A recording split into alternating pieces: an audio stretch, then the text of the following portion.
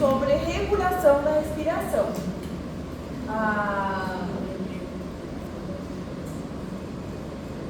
Apesar, lembra que nós falamos que o processo respiratório, a ventilação, está dada pela contração de músculos voluntários, musculatura respirada. Então, é um processo consciente, sim?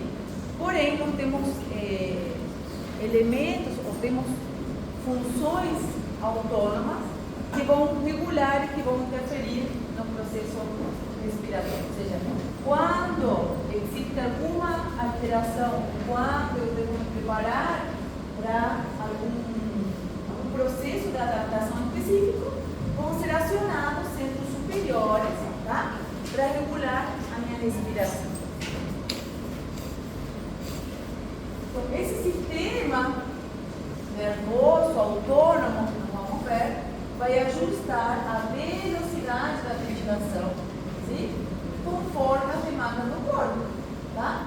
Ou seja, quando existe uma variação na pressão basal de gases, tanto em repouso como em exercício, vão se acionar esses mecanismos regulatórios para poder conseguir me adaptar e manter pressões de gases estáveis. Lembre que esses mecanismos regulatórios para tentar evitar oscilações, principalmente na concentração de CO2. Tá? Por quê? Porque qualquer oscilação, qualquer variação na concentração de CO2 pode levar, de fato, vai levar, né, a variações no pH, e qualquer variação no pH pode causar um monte de alterações. Isso vamos ver mais a fundo em renal. Então, esse ritmo básico da respiração depende de um sistema que se chama centro respiratório, que nós vamos ver agora. Está localizado onde? Na região da protuberância e bulbo. Então, vamos a ter, obviamente, um controle voluntário, sim? Esse controle voluntário é a partir do controle do movimento consciente da musculatura, tá? Esse controle vai vir a partir da corteza cerebral. Nós vamos ver que, vamos falar mais a fundo em sistema nervoso, no módulo, no primeiro módulo do Físio 2, mas aqui nós vamos ver que nossa área da corteza, vocês viram isso aqui na anatomia, sim? Na parte anterior da corteza, vamos ter a corteza motora. Na parte posterior, a corteza sensitiva. Na corteza sensitiva chega toda a informação sensitiva, ou seja, as vias que vão chegar na corteza sensitiva vão ser sempre vias aferentes, chega aferente, e na parte anterior, a corteza anterior, vai ser uma corteza motora. Dali vamos ter sempre vias eferentes, vias sensitivas que vão sair, vão descer, através das vias córtico-espinais, corteza espinais, vão descer pela coluna e vão ir até a musculatura. Vocês chegaram a ver corteza, áreas, né? Sim. Eu lembro que na corteza, tanto na corteza sensitiva como na corteza motora, tem um homúnculo, que é aquela representação, né, na corteza das partes do corpo. Chegaram a ver isso? Né?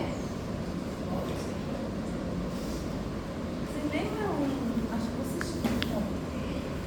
Inclusive no sábado da anatomia, você vê assim a corteza, tá? O cérebro. Sim? A área anterior seria a corteza motora, tá? Aqui não temos a corteza motora. E aqui atrás a corteza sensitiva.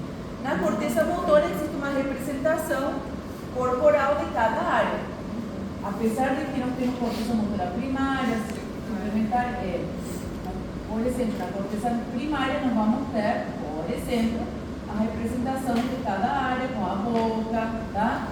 Os olhos, as mãozinhas, tórax, as pernas, para dentro, os pés. Lembram disso? Área de Broca. As áreas de Broca são áreas específicas, não temos todas as áreas específicas. Por isso aqui seria uma representação motora, uma representação do corpo na corteza motora. Quer dizer que essa área da corteza enviar sinais para a mão. Essa área da corteza, por exemplo, envia sinais, neurônios que vão para os olhos. Essa área aqui vai enviar neurônios que vão para a região do tórax. Tá? Então, nós temos uma representação da corteza, na corteza do corpo. Essa mesma representação temos na sensitiva, sim? Onde nós vamos receber tipo, da boca, da língua, dos olhos, da mão, do polegar, tá? Essa representação não é proporcional. Essa representação corporal não é proporcional. Por que não?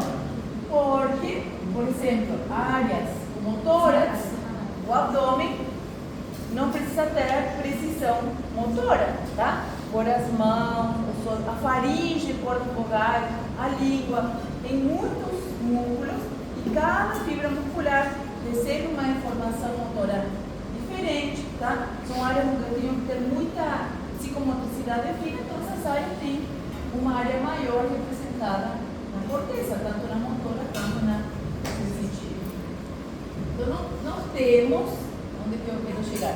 Nós temos na corteza motora, sim, uma área que representa musculatura respiratória, tá? Essa área que representa musculatura respiratória, daqui vai sair o controle voluntário, porque daqui vão sair as fibras, tá? Que vão ir descendo pelo ácido córtico espinal, elas vão se juntar, vão atravessar o centro do encéfalo e vão sair aqui atrás, através de uma via que se chama via piramidal. Vocês estudaram isso? Aqui não temos ainda protuberância, do bulbo. Essa via córtico-espinal, que daqui vai para a espinha, tá? Para ver que daqui vão sair depois os nervinhos, é para corteza, para controle voluntário, tá? Controle voluntário da respiração. Neuro? Ok? Semestre que vem tu vamos ver se continuando. Metade de Físio 2 e neuro, né? Neurofisiologia, metade. Bom, então esse controle voluntário vai vir a partir dessa via córtico-espinal. Eu tenho que entender que, nossa, é mais complexo do que isso, mas eu tenho que entender que esse controle voluntário é consciente, tá? Eu posso intervir, eu posso regular, posso brincar com a minha respiração a partir dessa via que vão vir da corteza motora. Mas nós temos aqui no bulbo e protuberância um sistema autônomo, sim, que vai regular a respiração em situações especiais, tá? Quando existam variações, tanto na concentração de PO2 quanto na de PCO2. Então, apesar de que a maioria do tempo o nosso controle vai ser voluntário, ficou estranho desse aí, vai vir aqui a partir da corteza motora, vamos tirar aqui a corteza sensitiva. Esses centros respiratórios autonômicos, tá, nos fazem regular a respiração quando existe alguma mudança ou alguma alteração específica. Quais são esses centros respiratórios? Vamos ter aqui um centro posterior na protuberância, que é o centro pneumotáxico, tá? E aqui vamos ter dois centros, um dorsal e um ventral no bulbo, que vão ser, vocês vão ver no livro, principalmente, que o ventral, o anterior, vai ser chamado de centro expiratório, e o posterior inspiratório. Vamos ver agora a forma. E esses aqui são centros, tá, que recebem informação, são centros sensitivos que vão regular o estímulo, tanto positivo quanto negativo, dos centros respiratórios. Como?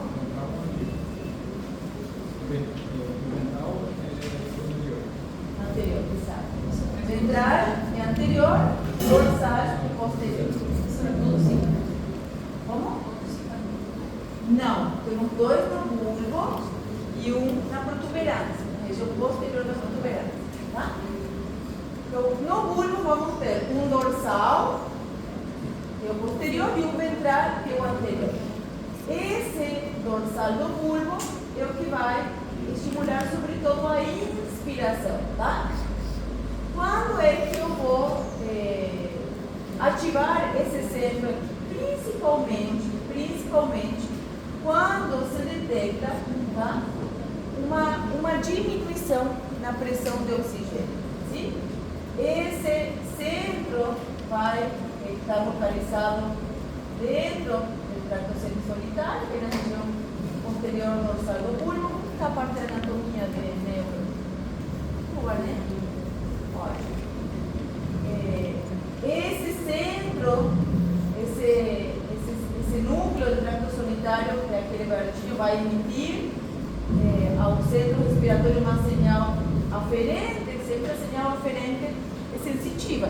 Tenho que entender que o receptor que vai captar essa variação, no caso aqui da concentração de oxigênio, de PO2, vai emitir sempre um sinal sensitivo, tá?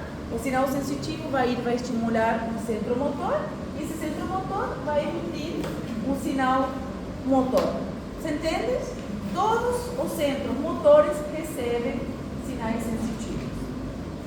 O centro motor nunca vai emitir um sinal sensitivo. Ele, para projetar uma ação, para emitir um sinal motor, ele precisa receber um sinal sensitivo. Tá? Sim, eu tenho que entender, vamos aprofundar isso no neuro, mas não existe comando motor sem estímulo sensitivo. Não existe. Eu preciso ter um estímulo sensitivo para emitir um sinal motor. Você entende? E a sua vez, dependendo do tipo de comando motor, eu preciso constantemente de sinais sensitivos para ir regulando esse comando motor. Tá? Por exemplo, se eu vou pegar esse celular na mão, tá? Eu emiti um comando motor para pegar o celular. Primeiro eu tive que estimular, né, o centro motor, para assim dizer, a corteza, para fazer essa ação. Ao mesmo tempo, eu estou recebendo sinais sensitivos para poder esticar minha mão. Eu estou recebendo sinais sensitivos do grau de contração e estiramento dos meus músculos, do grau de angulação da minha articulação. Com isso eu vou regulando a parte motora até eu pegar o celular. Depois eu começo a receber sinais sensitivos do peso do celular, da textura do celular, para ir regulando, continuar regulando o sinal motor. Você entende? Então eu preciso uma ação conjunta constante da parte sensitiva com a parte motora. Nesse caso aqui, o sinal sensitivo que vai receber vai ser de quimiorreceptor, tá?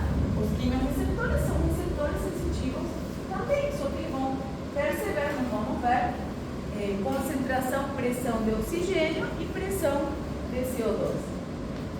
No caso do centro inspiratório, tá?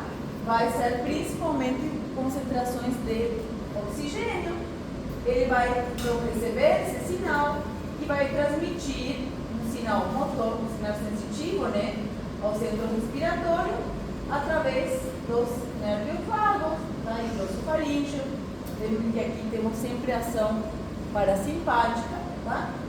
Esses receptores, que nós vamos ter periférico, lembre que o receptor periférico principalmente para oxigênio. Por quê? Porque ele avalia o grau de oxigenação tissular. Também vamos ter receptores de pressão, receptores de distensibilidade pulmonar. Isso aqui por que é importante? Porque se é um centro, nós vamos ver em seguida depois, se é um centro que vai estimular a inspiração, tá? Nós vamos ver que temos um reflexo, que é de Perry-Bewell, acho que está mais para frente nos slides, que vai medir ou vai graduar o grau, o quanto eu consigo inspirar, tá? Por que isso é importante? Porque Porque se eu inspirar demais, eu posso hiperinsuflar os alvéolos e causar injúria, lesão alveolar, tá? Então eu preciso desses receptores alveolares para medir quanto que eu consigo inspirar sem causar lesão.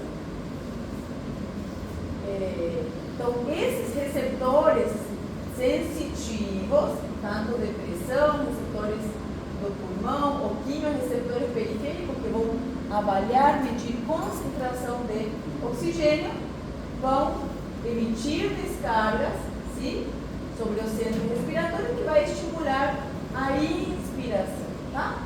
Essa inspiração, ou esse aumento de inspiração, começa levemente e vai aumentando em forma paulatina, devagarinho, em forma de rampa, tá? O que seria uma rampa? Isso aqui. Então, nós vamos ver que essa estimulação desse centro dorsal aumenta a inspiração em forma de rampa. É o que acontece quando eu vou num lugar, por exemplo, ou quando a gente falou de ir, por exemplo, num lugar com uma pressão atmosférica mais baixa, tá?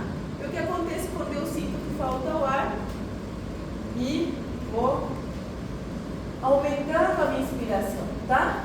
Qual é a tentativa de aumentar a inspiração?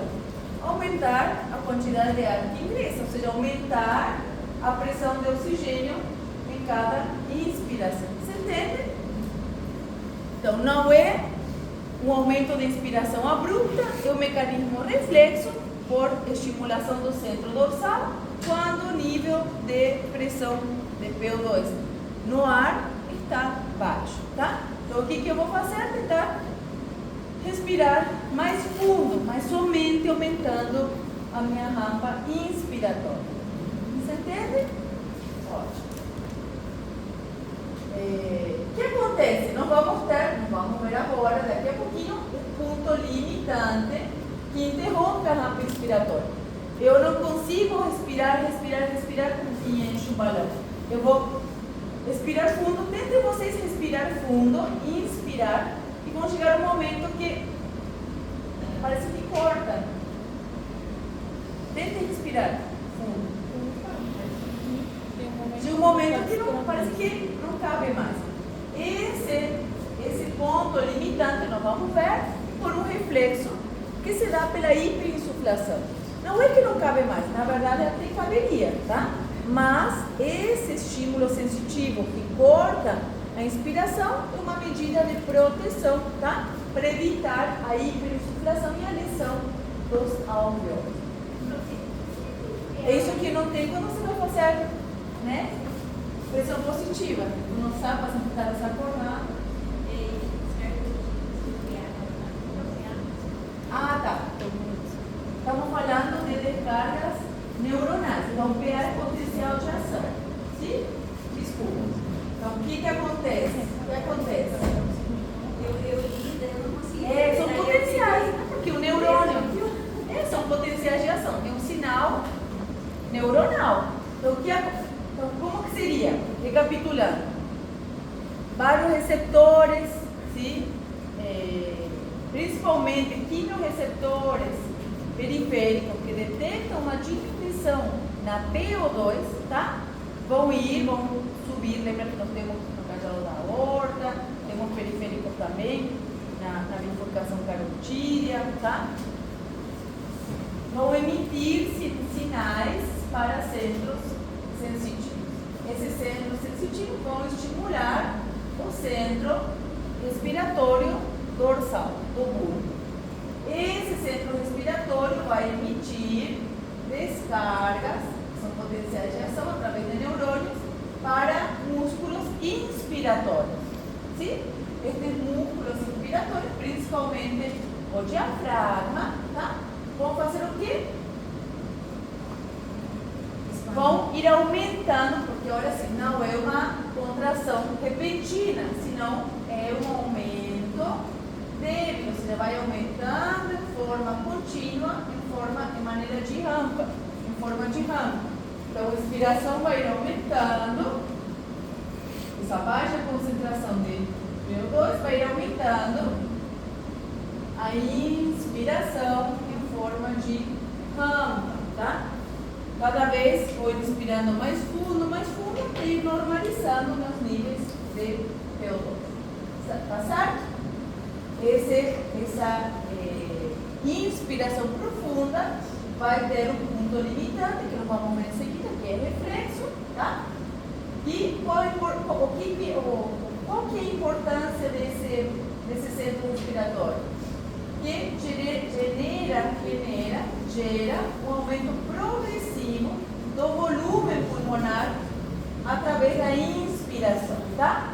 Não é KDE, ou seja, não é uma alteração respiratória, não é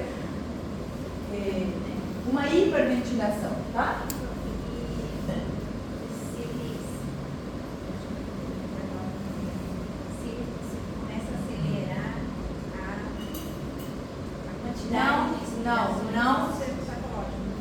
Não, também é com compensação de vamos ver. Mas aqui tem aumento na frequência respiratória? Não tem, isso aqui é importante. Esse centro não eleva a frequência respiratória. Somente vai aumentar em forma progressiva a rampa inspiratória. Tá certo? Então, é um aumento progressivo da rampa inspiratória sem modificar a frequência. Eu que acabei de fazer agora sem querer, tá? E é reflexo. Você está falando sem parar, de repente os níveis de oxigênio começam a descer, porque eu estou conversando e no momento eu paro, respira fundo, daí continua. É reflexo, tá? Eu não fiz de propósito. A mesma coisa quando você está cantando, no momento você precisa parar, fazer uma inspiração mais profunda e continuar. Por que faz isso? É um ato reflexo, é involuntário, totalmente involuntário, tá? Não muda a frequência respiratória, está acionado esse movimento, essa respiração está acionada por uma queda principalmente do nível do PO2, pela pressão de oxigênio, sim? E vai fazer o quê? Vai gerar inspirações mais profundas, tá? Essas inspirações mais profundas são devagarinho, tá? Eu não fiz assim. Eu fiz uma inspiração normal, calma, progressiva, sim? Em forma de rampa. Para quê? Para tentar regularizar, normalizar os níveis de VO2. Estamos falando de mecanismos autonômicos acionados em forma automática, autonômica, sim? Para manter níveis estáveis de oxigênio. Beleza? Isso aqui é acionado constantemente, o tempo todo. Vocês não percebem, mas o tempo inteiro esses mecanismos são ativados. Ficou claro? Ótimo. O que faz o segundo centro respiratório? Esse aqui é aquele que ficava na região posterior da protuberância, lá em cima, no primeiro slide, tá? Está nesse núcleo parabraquial. O que ele faz? Ele vai transmitir sinais para o grupo respiratório dorsal. Como assim?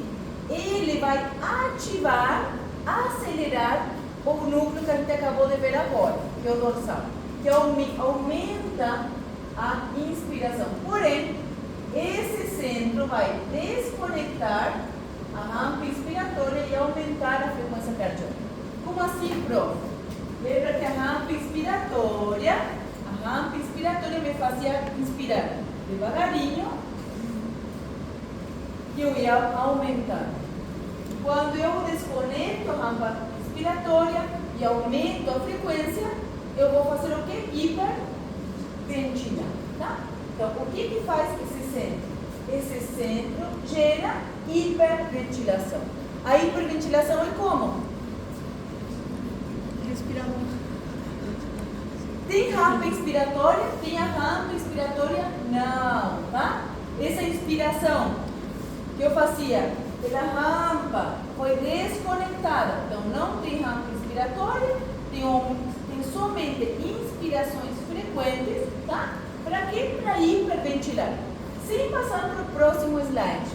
Em que situação, outra, quando cai o nível de oxigênio, em que situação eu vou acionar esse centro? De hiperventilación. De hiperventilação.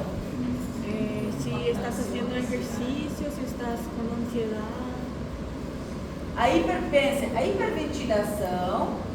hiperventilação é para aumentar a quantidade de oxigênio que entra ou aumentar a saída de CO2?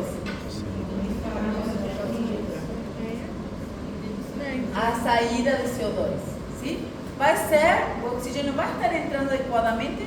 Não tanto. Mas qual é o foco principal da hiperventilação? Tirar, expulsar CO2. Então, qual vai ser o estímulo sensitivo que vai acionar esse centro? Tá? Então, mais para frente. Qual vai ser, mais para frente, até profundiza. Mas qual vai ser o estímulo sensitivo que vai acionar o centro da protuberância, o neocontácito? O aumento na concentração de CO2. Seria o aumento da PCO2. Esse aumento da PCO2 vai ser detectado por quimiorreceptores principalmente centrais, dentro do sistema nervoso. Por quê? Porque essa elevação do PCO2 é sumamente tóxico, tá? Ele causa um estado de acidose e lembrem que o sistema nervoso, o cérebro, os neurônios são muito sensíveis a mudanças do pH, tá? Então, qualquer elevação, qualquer pequena elevação do CO2 no sistema nervoso central causa desligamento, tá? Ou seja, causa paro dos potenciais de ação, paro de liberar neurotransmissores. Então, onde que eu vou colocar, se eu sei que o cérebro, o sistema nervoso central, é o tecido mais sensível a mudanças o aumento de CO2, onde que eu vou colocar os receptores de CO2? Aqui, tá? Aqui dentro. Então, pequenas variações no CO2, quando começo a acumular CO2, quando começo a alterar pH, vou acionar rapidamente esse centro respiratório. Para quê? Para começar a hiperventilar. Lembre que essa hiperventilação é aumento da frequência e desconexão da rampa inspiratória. São respirações curtas para tentar fazer o quê? Expulsar o máximo de CO2 possível. Certo? Inspirei fundo de novo. Mas é involuntário, né? Agora vocês vão começar a observar isso aí, né? Nas outras pessoas. Bom, qual é o terceiro centro? Esse centro é muito legal. Vocês vão ver como algumas coisas de fisiologia você termina de entender tudo 100% quando você vê todos os módulos, né? Mas esse centro, o respiratório ventral, que está na parte anterior, tá? É um centro que nós chamamos daquele centro expiratório. Como assim, prof? Este centro, que está também no bulbo, tá? Nesse núcleo ambíguo, núcleo retroambíguo, que está na parte ventral, tá? Permanece inativo no repouso. Ou seja, quando eu não estou fazendo nada, ele não se ativa. Diferente dos outros. Os outros podem ser ativados em repouso. Por quê? Porque obedece a variações na PO2 e na PCO2. Eu posso ter variação na PO2 e na PCO2 em repouso? Posso ter. Então, quando é que se ativa esse aqui? Esse centro vai se ativar no exercício. Se ativa durante o exercício. Ele não vai alterar o ritmo, ou seja, ele não vai aumentar a frequência respiratória. Então, ele faz o quê? Ele cria uma expiração intensa. Ou seja, ele vai aumentar o processo expiratório, enviando sinais para músculos abdominais, tá? Então, ali vamos ter um aumento da expiração. Quando que se aciona esse centro, tá?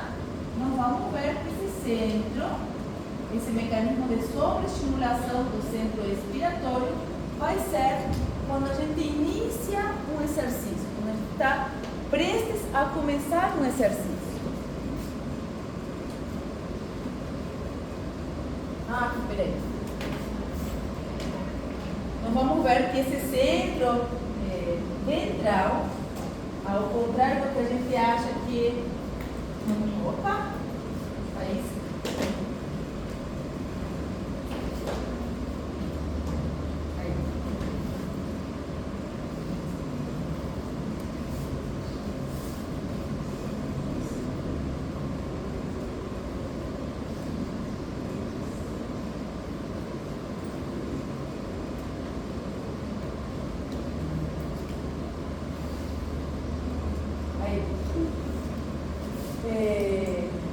Vamos falar em seguida, mas esse centro do exercício, que agora vai continuar, ele vai ser ativado, tá? Quando eu vou começar um exercício.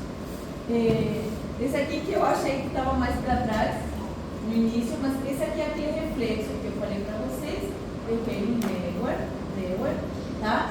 Que evita a hiperventilação, a hiperdistensão alveolar, tá? Então, são receptores de distensão que está em toda a via respiratória. Toda a via respiratória. O que eles vão fazer? Eles vão transmitir sinais através do nervio vago. Lembra que o nervio vago é um nervio, vocês viram isso aqui na anatomia, tanto sensitivo como motor. Sim?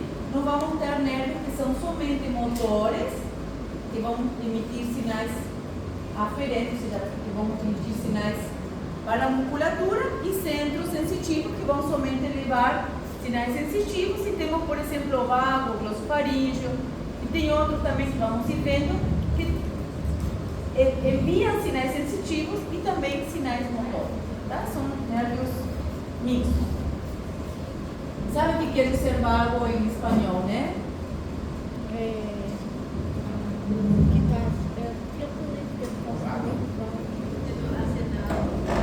Vago e preguiçoso.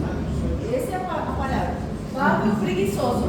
Mas o vago não é o preguiçoso daquela preguiça que você diz, hoje tá chovendo, que preguiça. O vago é aquele que... cara de pau, né? Aquele que não trabalha, que vive dos outros, que não faz nada.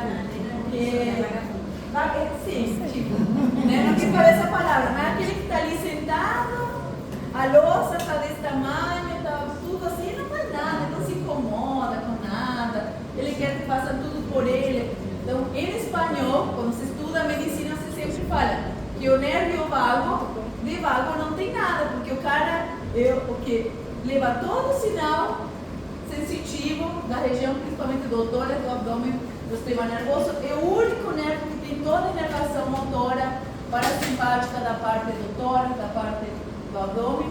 Então, é um dos nervos, tipo, falando do nervo, né? Um dos nervinhos que mais trabalha no corpo. Então, é o vago que de vago não tem nada. Bom, demorei agora. Mas tinha que saber o que significa vago, né? Para entender a piada. Bom, então esse vago vai captar o sinal, sim, de distensão, vai cortar a inspiração. É aquele sinal que eu falei para vocês,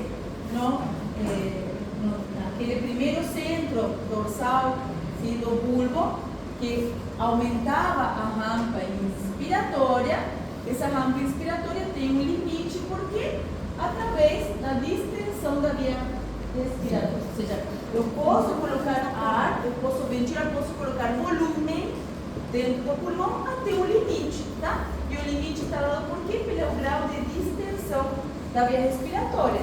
Quando essa via respiratória se distende, vai em excesso, tá? Vai enviar um sinal para o centro dorsal, que é aquele centro respiratório, para cortar a rampa inspiratória, sim, para não que para evitar a lesão da via respiratória.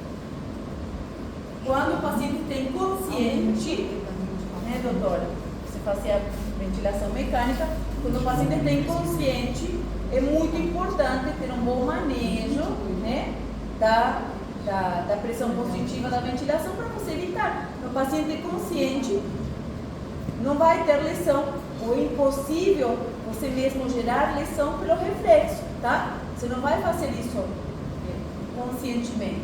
Agora, quando o paciente está inconsciente, às vezes, se você coloca volume demais, o paciente inconsciente não vai ter acionado o reflexo, você pode criar, sim, lesão na via respiratória por excesso de volume, tá?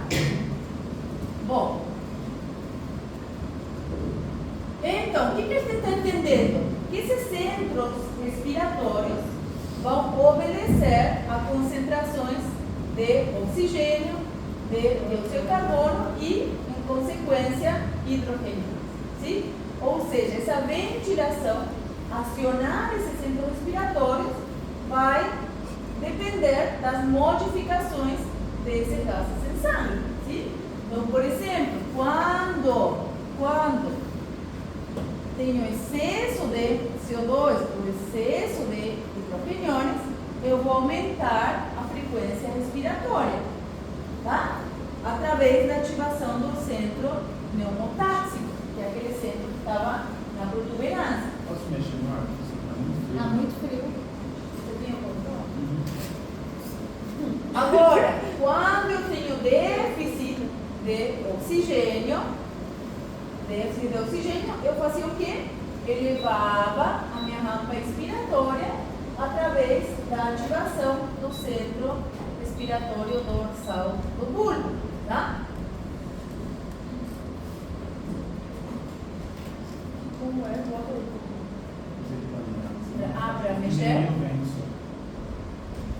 O que eu tenho que entender?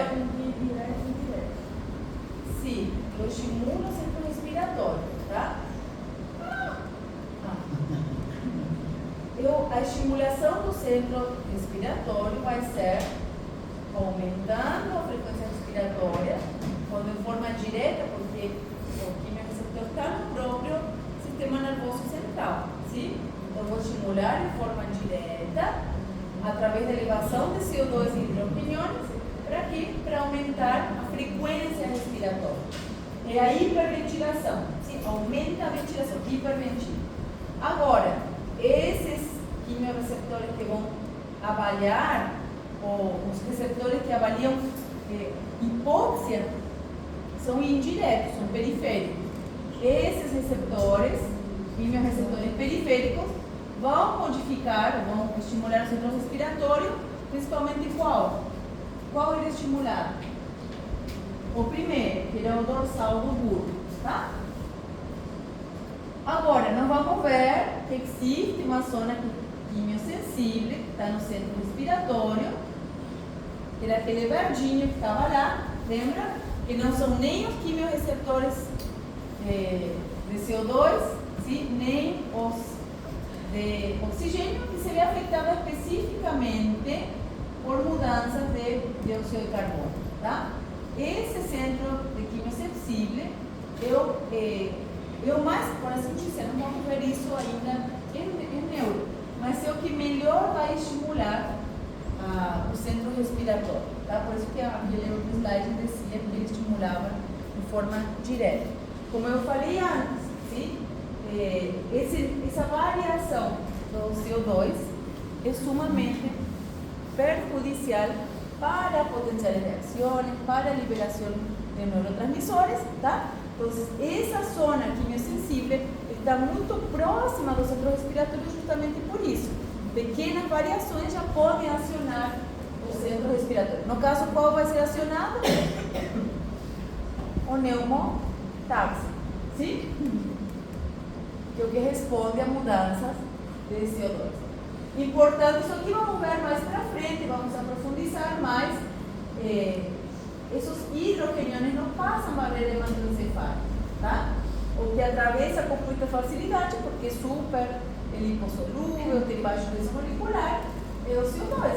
Só que o CO2 vai atravessar a barreira hematoencefálica, vai se combinar com água, formar ácido carbônico e dentro do encéfalo vai liberar hidroquinônios.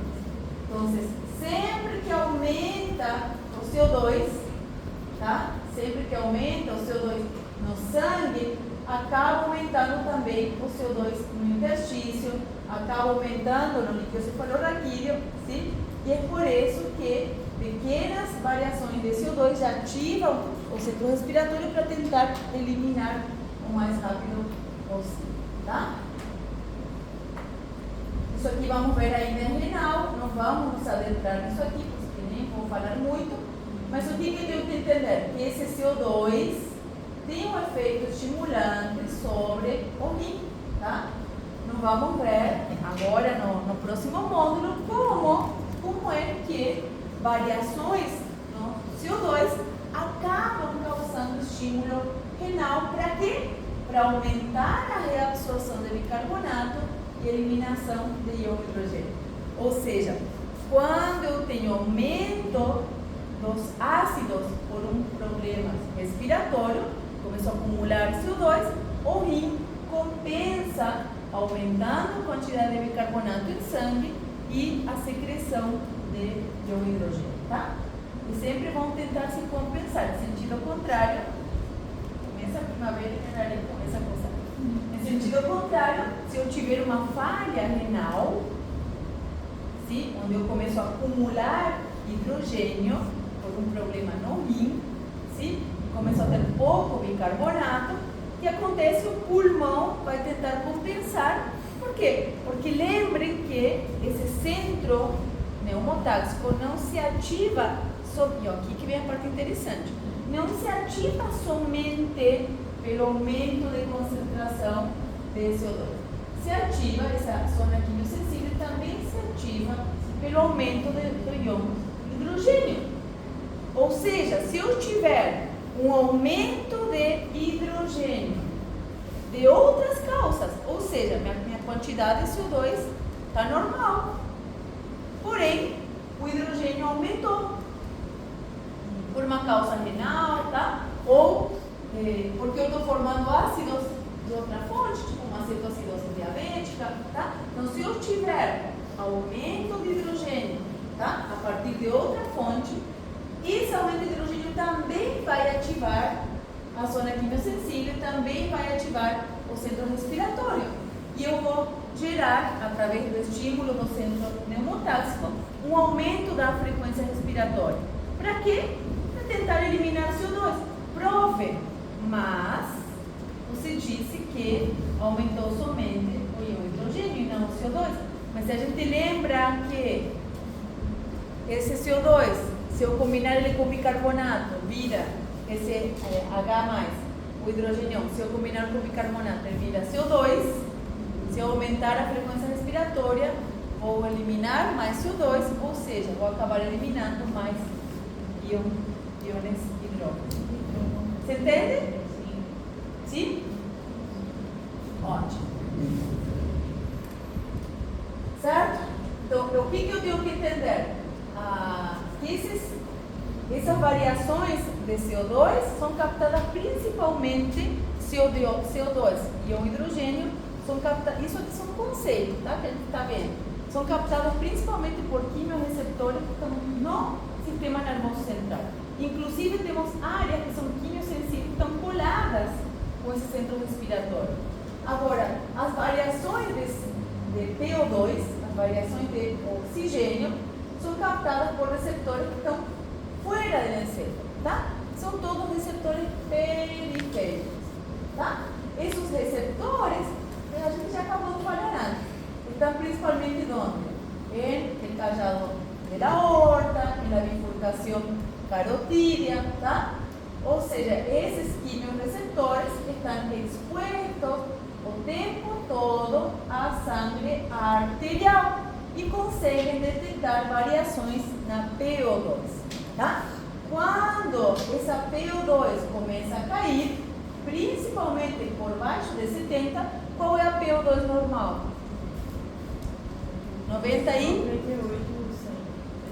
95, né? 95, 90, tá? Se considera normal. 85 normal? Não. Já é baixo, né? Agora, por debaixo de 70,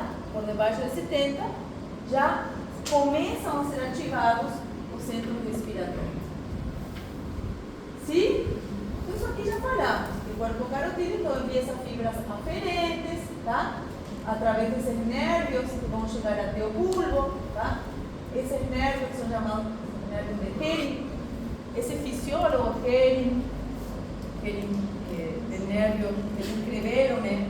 Breuer, Dr. Hennig, Breuer, Best, tá? São todos nomes de médicos, fisiólogos que estudaram a parte respiratória. Quando você vai fazer pneumologia ou dentro da fisioterapia ou dentro da área de enfermagem, se você se dedica à parte respiratória, todos os livros são ou de Hennig ou de Best, né? Livros de Best de ventilação pulmonar. Bom, esses corpos aórticos também vão levar, só que aqui vai ser através de nervios vagos, mas todos eles vão ir até onde? Até o bulbo, até a região respiratória dorsal do bulbo. O que eles faziam? Aumentavam a rampa inspiratória. Tá certo?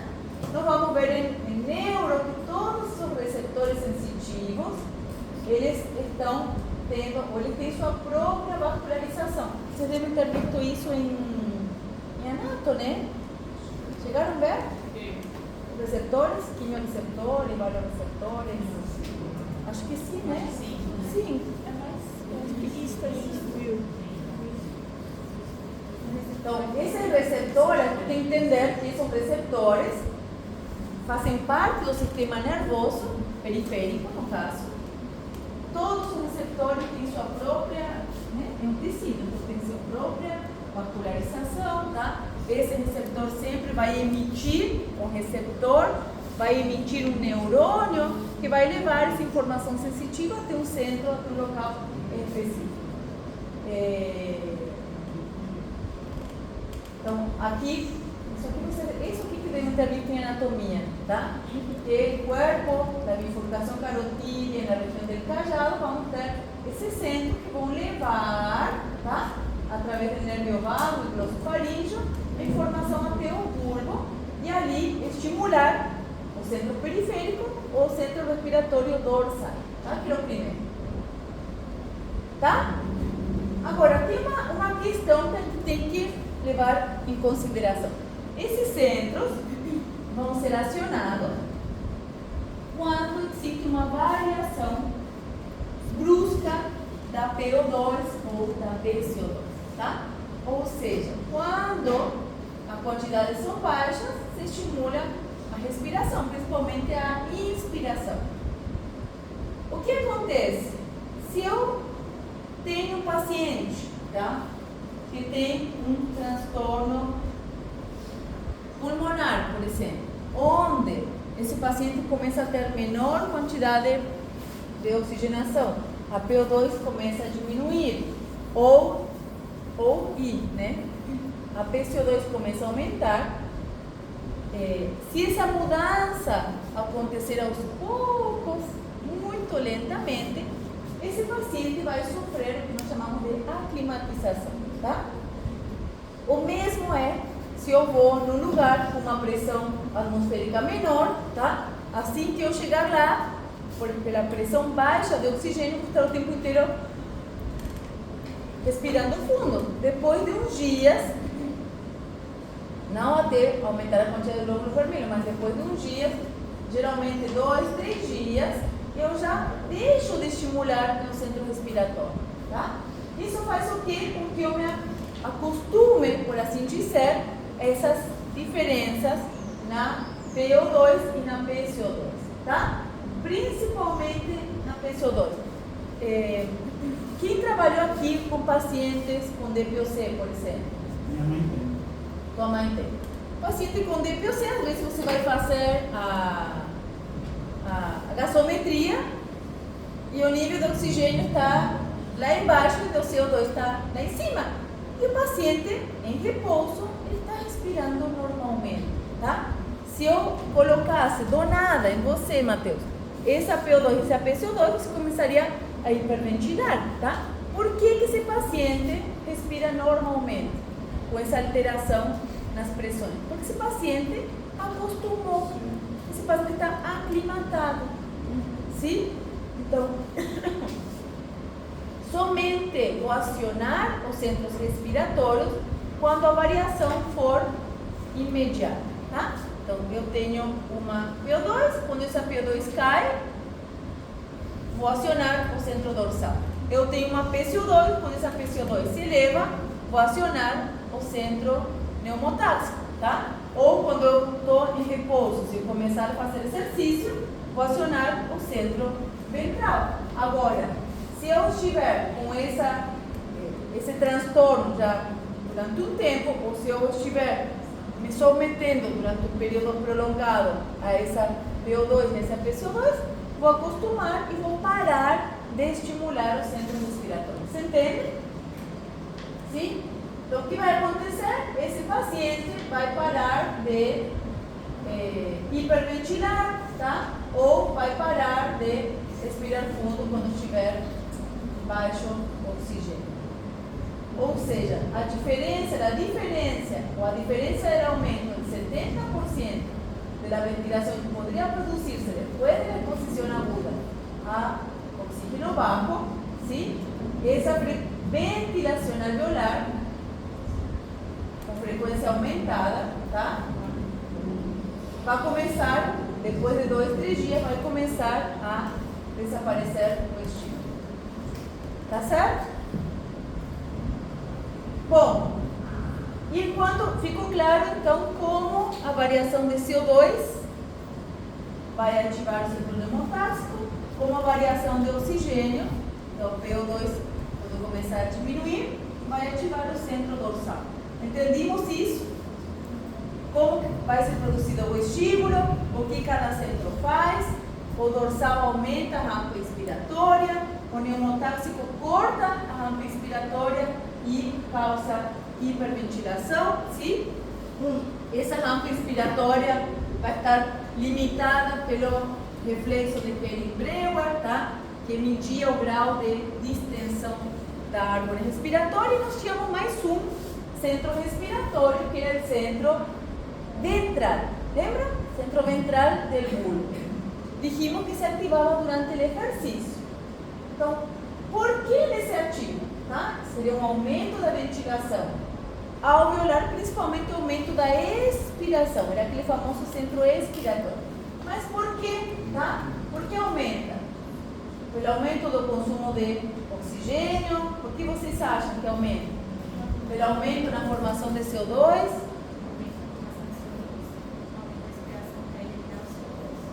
É a lógica, né? É a lógica. Mas não. Também não. Esse aumento da atividade física é condicionada pelo meu consciente, que envia informação para o centro respiratório que eu vou iniciar uma atividade física. Estão entendendo? Ou seja, quando eu começo a amarrar o cadarço, começo a me preparar, eu já enviei uma informação, ou não, consciente, estou me preparando para uma atividade física, ou não? Essa informação que foi enviada de que eu vou iniciar uma atividade física, ao mesmo tempo envia sinais inconscientes, né, por controle autonômico, para esse centro respiratório. Para quê? Para se antecipar. Ou seja, eu vou criar, vou modificar meu ritmo respiratório em forma antecipada para evitar o acúmulo de CO2. E é muito legal, né? Então, olha só, eu faço o quê? Eu aumento a minha expiração. Olha, façam o teste. Você está caminhando, começa a correr, como respira a pessoa que vai fazer uma atividade física? Como que é? Essa expiração longa não é compensatória, é reflexa antecipada para evitar o acúmulo de CO2. Tá? Então isso aí vai fazer com que a minha PO2, a minha PCO2 e a minha concentração de íon hidrogênio se permaneçam normais, ou seja, se mantenham normais durante o exercício. Legal, né? Lembre que tudo isso aqui é aprendido, tá? Tudo isso aqui é aprendido. Todos esses mecanismos involuntários, reflexos, são aprendidos. Eu, quando estou me desenvolvendo e começo a desenvolver meu sistema nervoso, começo a criar conexões, sim? Conexões de autopreservação, tá? Por exemplo, quem quer ser cobaia? Alguém se ouve? Então, por exemplo, vamos para lá. Pronto. Por que ela não caiu? Por que ela não caiu? Eu sabia que tu não ia cair. Por que ela não caiu? Por que ela não caiu? Ela não sabia que eu ia empurrar ela. Por que não caiu? Porque ela, em algum momento, ela caiu. Ela criou mecanismos que, quando tiver uma aceleração brusca do labirinto, ela vai se posicionar, ela vai mudar a sua postura, posicionar músculos, né? Ativar músculos antigravitacionais na frente, tá? Para evitar a queda. Você entende? Mas ela caiu uma, duas vezes, até o sistema nervoso dela, principalmente o cerebelo dela, aprender isso, tá? Então, isso é aprendido, ou seja, está funcionando, está ótimo. Está ótimo, tá? Deveria ter perguntado, tem labirintite? Se ela tiver labirintite, ela ia ter esse reflexo bom? Não, provavelmente ele ia cair de cara. Professor, quando, por exemplo, alguma coisa está caindo? Deveria ter perguntado antes, tem labirintite? Quando alguma coisa está caindo, pega rápido, é a mesma coisa? É diferente, é um reflexo diferente, tá? É agilidade. Mas Aí você lembra, sabe? Quando a gente bateu, você deixou o negócio dentro do chão, aí você não deixa mais. aí é outro reflexo condicionado, né? Mas ali são auto-reflexos. São auto-reflexos que já é outra coisa. Mas são aprendidos. Mesma coisa o do fogo, tá? O fogo, tá? O piscar, quando você coloca assim, né? La pisca, levar na sua vez, esses são diferentes, é diferente. Esses são reflexos, tá? São reflexos, isso aqui. Colocar ali ou queimar e retirar, são reflexos e não é aprendido, tá? É diferente. Agora, esse de te empurrar ou o centro respiratório, sim, são aprendidos. Como? Todos, a gente tem que aprender que todos nossos movimentos conscientes, por isso foi um movimento consciente, tá? Para colocar, são aprendidos. A gente aprende, aprimora. Nossa, esse movimento, penso que o nosso cerebelo que faz tudo isso. O cerebelo aprende o movimento e ele pensa assim, cara, esse movimento ficou perfeito, vou guardar. Guardou. Quando guardou, pronto, dali só melhora. Por exemplo, andar de bicicleta. Você vai tentando, fica ruim. Uma hora, cara, ficou muito bom, consigo andar super bem. Pronto, guardou. O que acontece quando tu guarda o movimento? Ficou ótimo, perfeito, incrível. Tu já não pensa mais nele. Começa a fazer aquele movimento de forma automática, tá? Agora eu vou fazer manobra. Aí tu sai do automático para fazer manobra. Mesma coisa quando você vai subir uma escada. Você era pequeno, você aprendeu, tinha um tamanho. Você aprendeu a erguer a perna de uma forma, subir a escada. De repente você cresceu, teu cerebelo estava usando a mesma fórmula matemática, portanto, teus músculos, você cresceu. O que acontece com o adolescente, né? Tropeça. Aí o cerebelo fala, ops, tem que criar um novo novo movimento. Cria um novo movimento. Opa, ficou ótimo, guarda. O que acontece? Você já é adulto, parou de crescer. Quando você vai subir uma escada, você olha o degrau, você mede o primeiro degrau, mede o segundo degrau. Ficou bom, você não olha mais. Você vai subindo sem olhar os degraus, porque você fez um movimento, ficou ótimo, você guardou, não precisa mais calcular o movimento. Mas de repente, acontece muito no Paraguai, um degrau ficou diferente, um degrau ficou diferente, mais alto, mais baixo, uau, e aí você está. Sim? Isso não é normal, mas por que você tropeçou? Ah, teu cerebro não tinha como saber que o último degrau ia ser o dobro que o resto, tá certo? Então a gente faz isso. Todos os nossos movimentos são aprendidos. Quando o movimento gera uma satisfação, tipo, o movimento, aí já vem outras questões, né? O movimento ficou muito bom. Gente, ficou ótimo esse movimento. Pronto, esse movimento é printado, guardado e ele já vai ser realizado de forma automática. Tá? Não, isso é outra coisa, né? Mas ali essas já são memórias sensitivas, mas não estamos falando de cálculos matemáticos motóricos, para você entender, como se fosse uma planilha de cálculo. Tal músculo contrair tanto por cento, tal músculo agonista relaxar tanto por cento, angulação da articulação tal porcentagem, tanto grau. Uma planilha de cálculo, o movimento. Imagina subir de grau. Uma planilha de cálculo. Quanto que eu tenho que erguer? Angulação do quadril, angulação do joelho, angulação do pé, grau de contração muscular do quadrícula. Uma planilha de cálculo mesmo. Sim? Essa planilha super complexa de cálculo, quando dá certo, não vai mais mudar. Você guarda. Entendeu? Agora, isso aí já são memórias sensitivas. Comida boa, né? Daí você lembra e parece que até o cheiro você sente da comida. Bom, sim?